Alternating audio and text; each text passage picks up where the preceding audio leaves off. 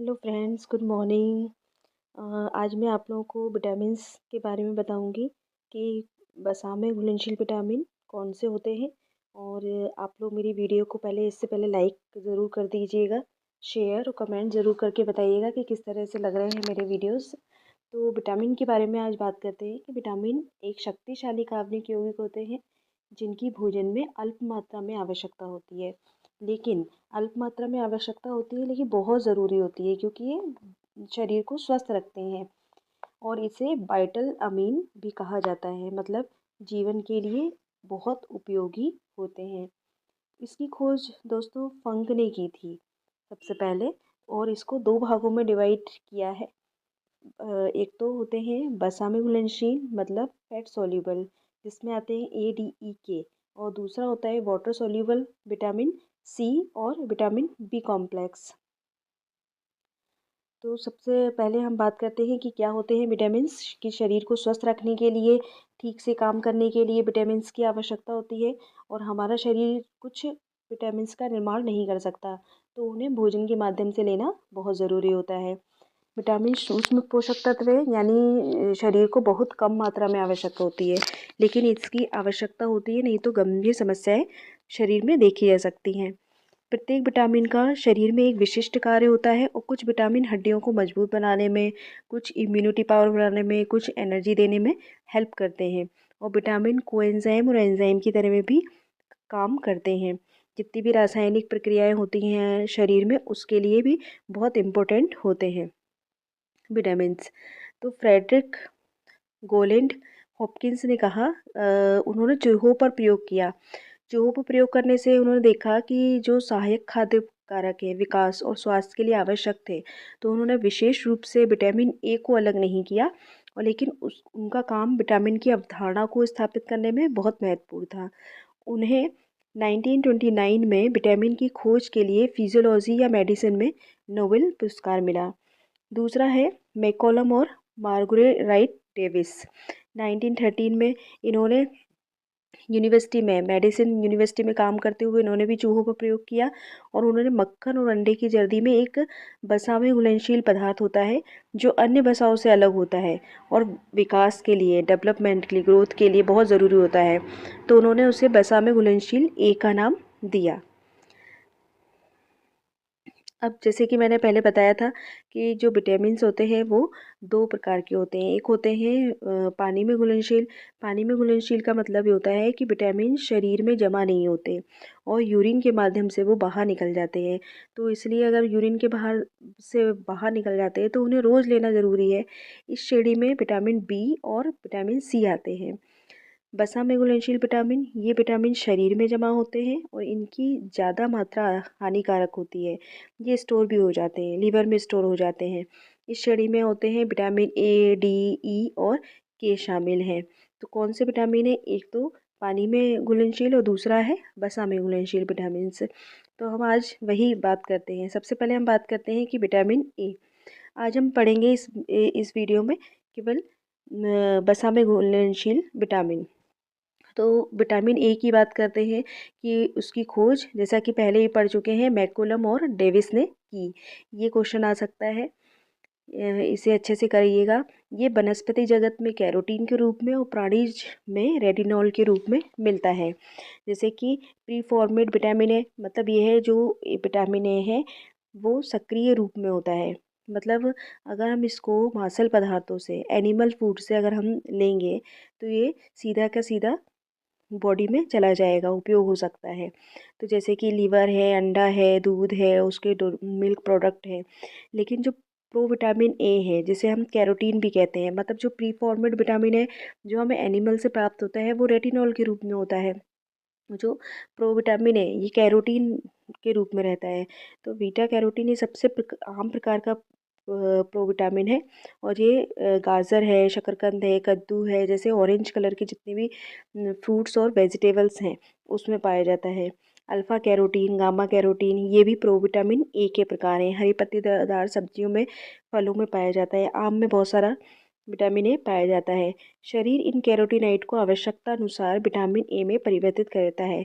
जो कैरोटीन हम लेते हैं फ्रूट्स एंड वेजिटेबल्स है वो किस में बदल जाता है, वो रेटिनॉल में बदल जाता है।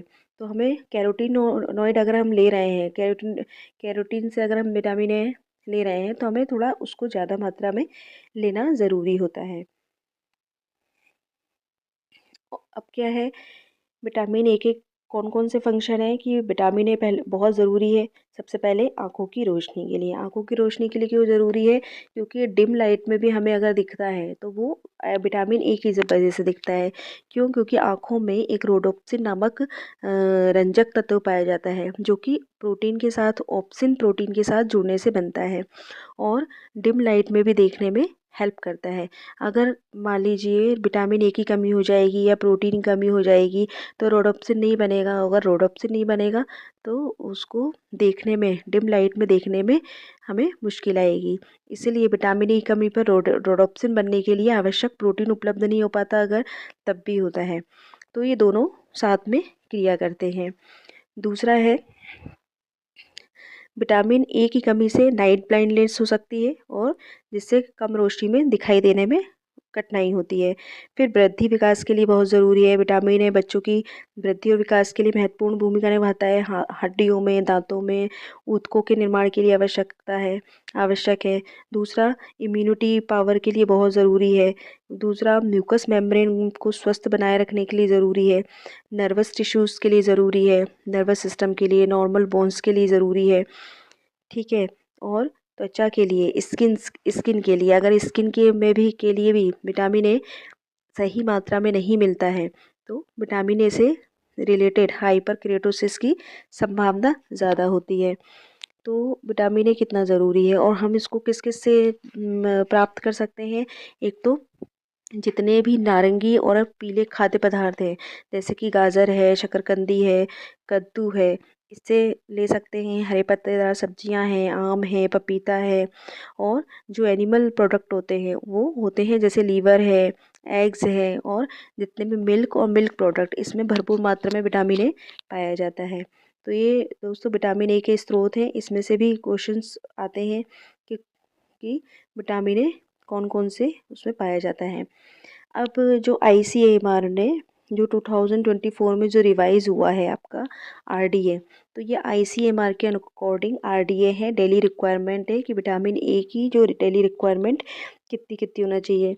तो एज ग्रुप है यहाँ पर, और ये vitamin A microgram per day में है। तो जो एडल्ट मैन है जो कि 18 ईयर से ज़्यादा है उसको 1000 माइक्रोग्राम पर डे की आवश्यकता होती है। दूसरा, एडल्ट वुमेन को मेन से कम 840 माइक्रोग्राम पर डे की आवश्यकता होती है।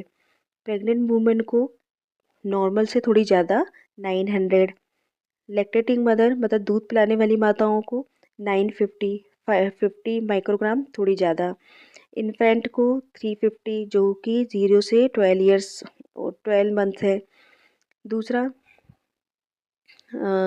चिल्ड्रन चिल्ड्रन में 1 से 3 साल तक के लिए 390, 4 to 6 के लिए 510 एंड 7 to 9 के लिए 630।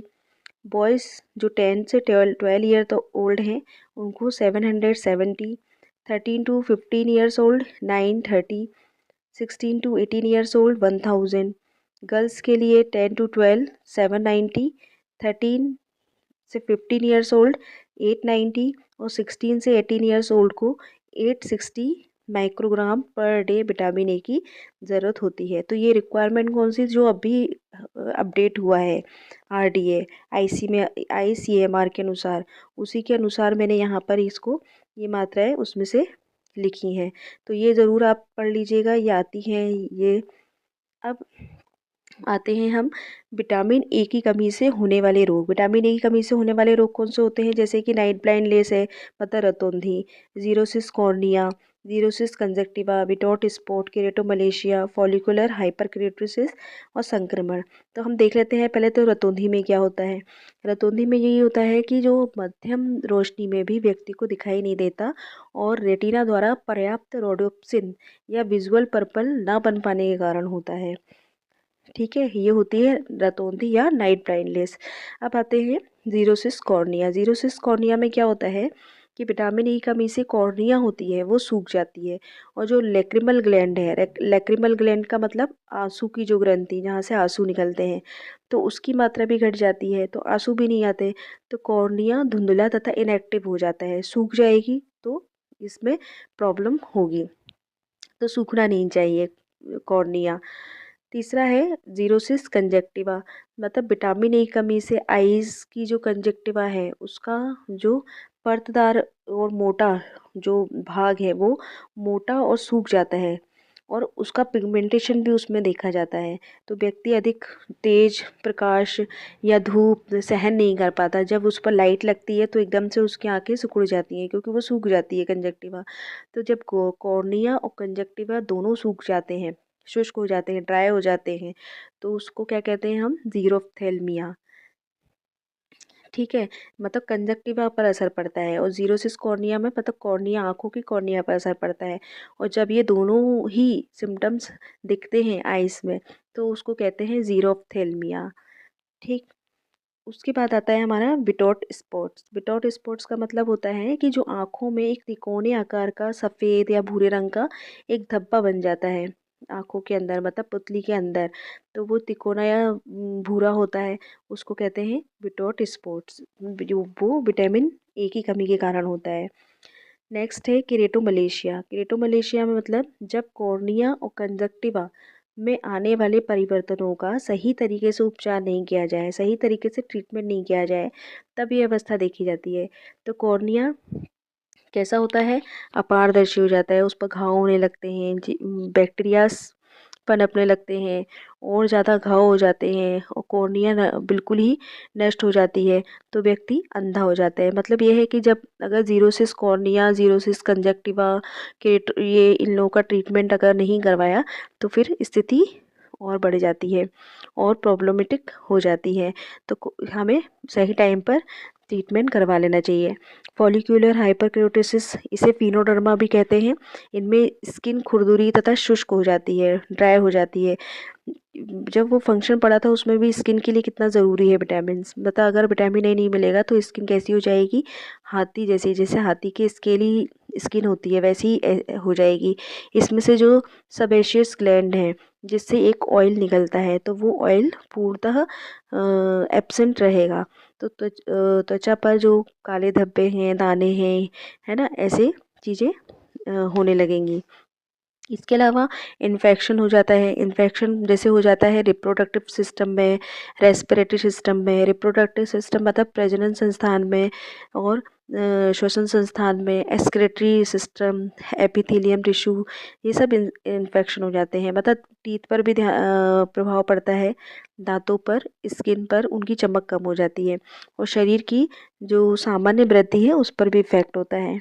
विटामिन ए के स्रोत कौन कौन से हैं ये हमने पढ़ ही लिए हैं, और जो इसका मेटाबॉलिज्म होता है, मेटाबॉलिज्म भी ये एब्जॉर्ब हो जाता है फैट के साथ मिलकर, फैट के साथ एब्जॉर्ब हो जाता है, लिम्फ में आ जाते हैं ये, और ब्लड सर्कुलेशन में आ जाते हैं। विटामिन ए का शोषण अवशोषण जो है उसमें बाइल जूस भी हेल्प करता है ये, और ये स्मॉल इंटेस्टाइन में भी एब्जॉर्ब हो जाता है। कैरोटीन का भी इसमें चेंजेस हो जाता है, और अगर ज़्यादा मात्रा में है तो लीवर में स्टोर हो जाता है।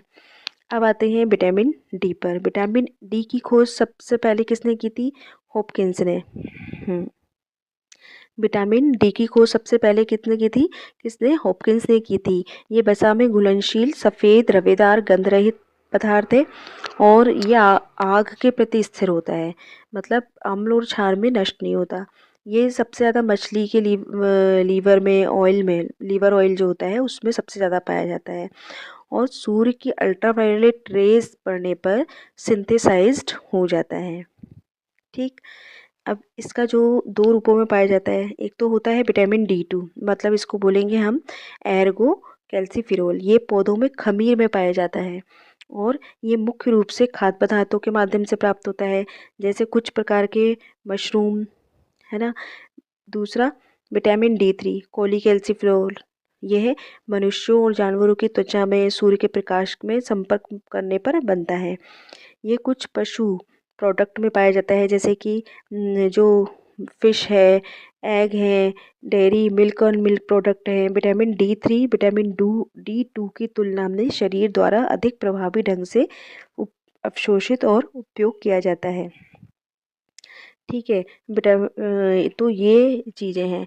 विटामिन डी को हम कैल्सीफ्रोल के नाम से जानते हैं और प्रकृति में 10 स्टेरोल कम से कम पाए जाते हैं, इसलिए इनको दो भागों में डिवाइड किया है। ये भी प्रो विटामिन डी की तरह कार्य करते हैं।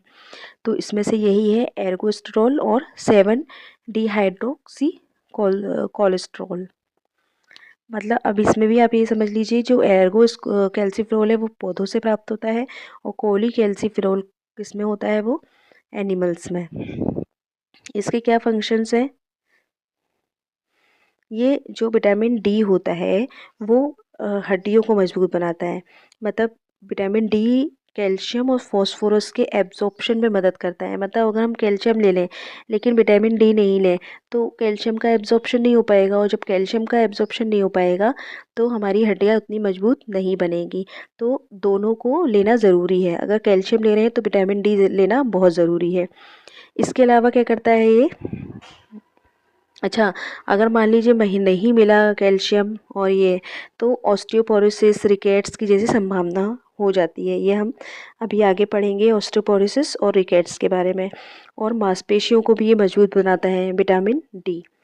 इम्यूनिटी पावर के लिए बहुत अच्छा है, इम्यूनिटी बढ़ाने के लिए। और हार्मोन्स का निर्माण करता है, जिसे हम कहते हैं 1,2,5 डिहाइड्रोक्सी कोलीकैल्सीफेरोल कहते हैं।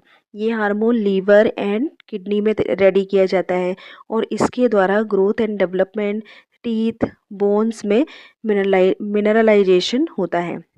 अगर ये होगा तभी बोन्स और टीथ मजबूत बनेंगे, उसमें मिनरल्स जम पाएंगे। अगर मिनरल्स नहीं रहेंगे तो उतनी वो मतलब स्ट्रॉन्ग नहीं होंगी, सॉफ्ट ही रहेंगी, और सॉफ्ट रहेंगी बोन्स तो वो जल्दी जल्दी टूट जाएंगी। विटामिन डी इंटेस्टाइन से कैल्शियम एंड फॉस्फोरस के शोषण में सहायक होता है। सीरम में कैल्शियम फॉस्फोरस के उचित स्तर बने रहते हैं। मतलब ब्लड में कैल्शियम ज़रूरी रहता है ब्लड क्लॉटिंग के लिए। अगर डी है होगा तभी सीरम में उसका स्तर बना रहेगा। विटामिन डी की उपस्थिति में किडनी के द्वारा कैल्शियम और फॉस्फोरस का रीएब्सॉर्प्शन भी होता है। अब ये किस में पाया जाता है? ये हाँ, ये पाया जाता है मिल्क एंड मिल्क प्रोडक्ट में। ये हम ले सकते हैं मिल्क एंड मिल्क प्रोडक्ट में, सनरेज से ले सकते हैं, फिश ऑयल से ले सकते हैं, एग्स है, मक्खन है, दूध है, क्रीम है, इन सब से हम विटामिन डी ले सकते हैं। और जो सनरेज है वो अच्छा साधन है, लेकिन सनरेज इतना एब्जॉर्प्शन उसका इतनी जल्दी नहीं हो पाता है। लेकिन तो एग लेंगे, एग में जितना विटामिन डी होता है उसका पूरा पूरा एब्जॉर्प्शन हमारे बॉडी में, उससे पूरा पूरा विटामिन डी हमें मिलता है। तो इसकी रिक्वायरमेंट क्या है? इसकी रिक्वायरमेंट है जो एज ग्रुप है ये 18 ईयर से ज़्यादा एडल्ट मैन, ये कितनी है microgram per day 600 IU। IU का मतलब होता है इंटरनेशनल यूनिट। ये सेम है एडल्ट और मेन और वुमेन की 600। प्रेग्नेंट वुमेन की भी सेम है, लैक्टेटिंग मदर की भी 600 है। इन्फेंट है 0 से 12 मंथ की है 400 इंटरनेशनल यूनिट। चिल्ड्रन की है 1 से 3 ईयर 600, 4 to 6 और 7 to 9 सबकी 600 है। 10 to 12, 13 to 15 एंड 16 to 18 भी 600 है। और 10 to 12, 13 to 15 और 16 to 18 मतलब सबकी 600 है।